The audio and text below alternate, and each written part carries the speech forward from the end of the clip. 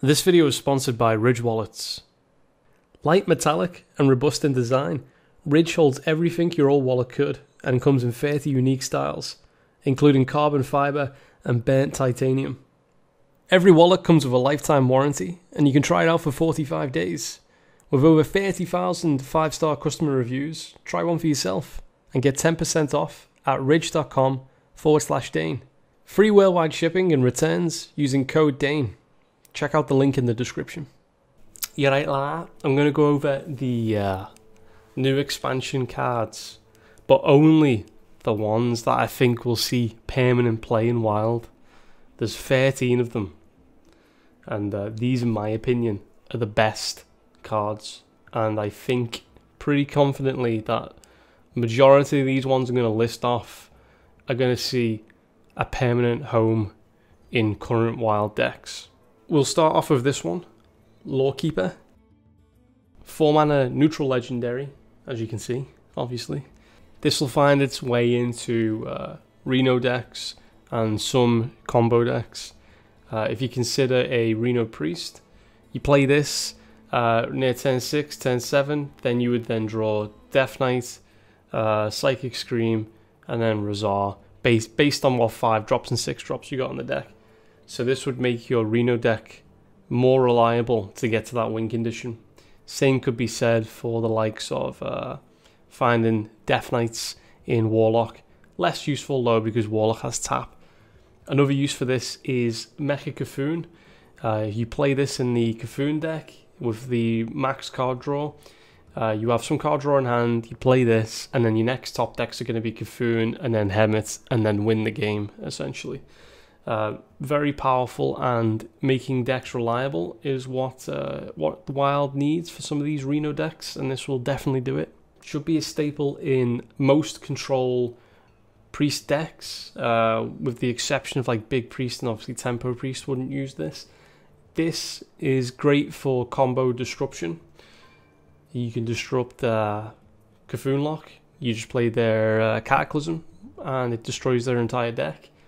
You can play this against almost every control deck. You can play this against almost every combo deck, and you would be able to dump their hand. Quest Mage, you could do it against them because you would play the Giants, so they wouldn't have any win condition. Don't wait to play it against the actual quest itself. Don't let the Quest Mage complete the quest. And then play this, because you won't have a chance. A good Quest Mage player will always kill you with the quest immediately when they create it. So this will be used mainly for dumping apprentices and giants. So keep that in mind if you're playing against the Quest Mage with this. It's also got a little bit of a hidden benefit against aggro decks. If you play this on curve against an aggro deck and you're playing a Reno Priest, you'll stop the aggro from developing one turn because they'll have your cards on their turn.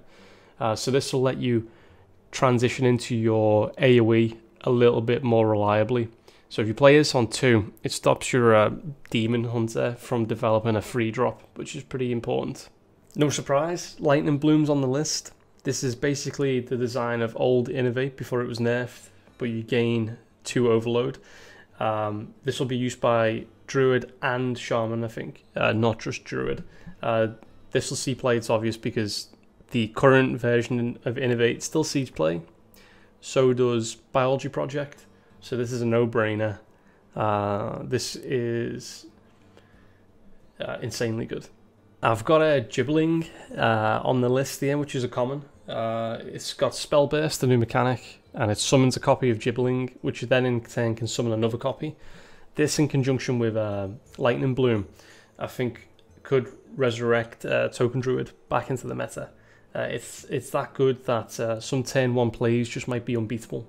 You play this with Bloom and some of the low cost like minion buffs, you could have some unbeatable turn 1 and 2 plays. Tour Guide, a 1 mana battle cry. Your next hero power costs 0, so you get a net profit on this card because you get a 1/1 body, and then you're essentially getting a 2 mana for free. It's essentially the same card as Cobalt Librarian, which is 1 mana, draw a card, take 2 damage. This could see play in Cthulhu Warlock because it's a 1 mana card that lets you draw rather than spending 2 mana, so that obviously matters slightly. This is also great in Odd Paladin. Odd Paladin turn 1 play could be this and Hero Power, and that synergizes with the Paladin Secrets. The more stuff you have on board, the better, and also synergizes with the side quest for Paladin. Secret Passage. Replace your hand with 5 cards from your deck and then swap them back next turn. So, great refill, great burst potential. Could be played in Odd Rogue, could be played in a pirate variant. We saw the popularity of Kingsbane a couple of expansions ago, and Kingsbane runs out of cards very quickly. With 2 of these, you're not going to have that problem at all. This would probably push that deck back into the meta, and it just increases the sustainability of something like Odd Rogue. So this will see play, quite a lot of it. Very good card. This and Lightning Bloom would be on my watch list for nerfs as well in the future, because I was predicting the comeback of Token Druid. Token Druid, again, is another deck that runs out of cards pretty fast because Druid don't have that many small, efficient card draws. They're all big, high mana card draws, and aggro decks want to close out the game quickly, so they use Jeeves, and this is a huge power creep on Jeeves. The same effect, but better. Actually, it's a better effect because it only draws you. It's not a mech, obviously. It's got 1 less health. That doesn't really matter when you're playing a Token Druid, which increases the stats of your units on board. The perfect card for a Token Druid, the perfect card for aggro decks with very poor refill. An example of that would have been old Mech Hunter. Paladin doesn't need it because they have Divine Favor, and Divine Favor is superior. Unless you're playing against another aggro deck. So if it's if it's high on aggro in the meta, then maybe Paladin starts running, maybe like Mech Paladin starts running this as well. I've got Note Taker on the list as well, which is a Shaman rare. This obviously is the spell burst mechanic. Return the spell to your hand. So you have this on board, you play a spell, you get it back. It's good in Even Shaman for the totem version. So you have Totemic Surge and Totemic Might, which you could play twice with this guy on board. If you're against slightly slower decks, you can get yourself an extra copy of Devolve. Also, if you're running a version with Blood Bloom, you could get 2 Blood Blooms. So essentially, you get like a free 2 free out of the deal. But that's less likely. It's more likely that you'd be using the 0 mana kind of totem buffs with this card. And because it's a 2-free, it's early game, it's exactly what they want. I think this will see some inclusion in Even Shaman. Next is Alora. This card's so cheesy because of its mana cheating capabilities that I think it'll see play in Murloc Paladin. Specifically Tip the Scales. I'd still think you run Lens and Tip, and the way you activate this particular spell burst is with a secret. And how do you put a secret in your deck without spell bursting that out? Well, because you're a Murloc Paladin, you just play Hydrologist. So you hit Hydrologist, you get a secret, use that cheap secret to spell burst out the Tip the Scales. It just adds an extra layer onto that deck already. So I think because it's a legendary, you can make space for it, and you just run it with Lens. Because even if you spell burst the Lens, then you still probably get a very cheap Tip the Scales anyway. When a card cheats out mana like this, it's basically perfect for Wild. It's the Barnes of spells, sort of. Also could see some use in Spiteful Priest, even though that deck's not existed for a long time. Maybe it might see a little comeback and then fall off, but I think Murloc Paladin. This one's a bit of a cheat, but I'm gonna say every mage spell is going to see play. That's just because Mage is the only real good deck that generates a high amount of cards in Wild. So you'll probably see every single Mage card in the new expansion see some form of play because of Quest Mage. So depending on how high you climb on ladder, depends on how much you'll see Quest Mage. The higher up you get, you'll probably see more of Quest Mage, which means you'll see more of the new spells. I don't think any of the new spells are good enough to run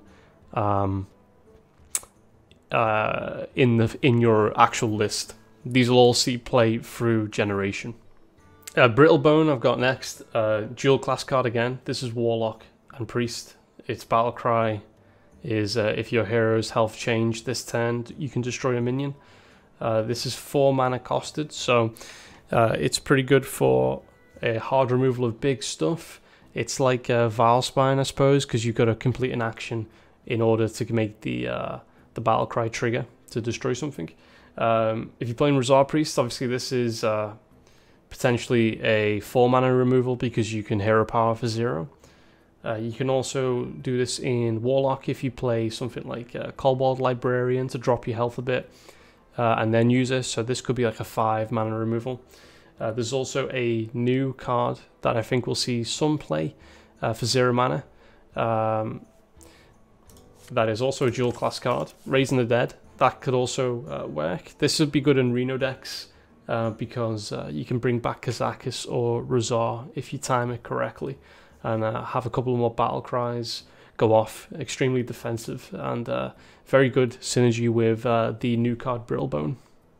One card that I think is only useful for a very specific deck, mainly combo Druid, Malygos or Tog. I don't think this card would see much play outside of those two.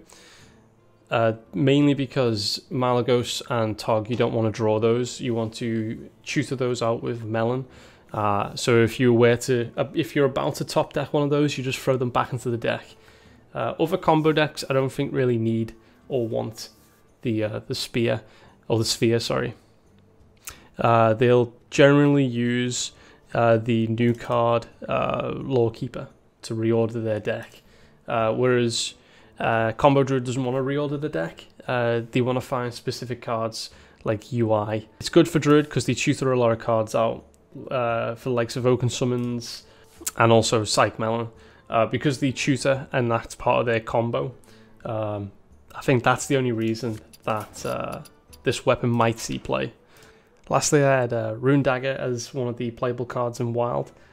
Not sure what deck it would fit into best, but to have reliable spell damage over 3 turns is an extremely powerful tool, so I'm sure it'll find a home somewhere.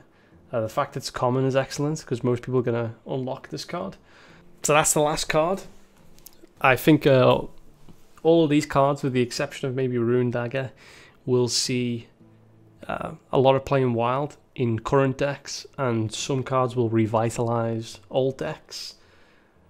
I don't know, come back to this video in a month and have a good laugh at my expense if every single one of these is wrong.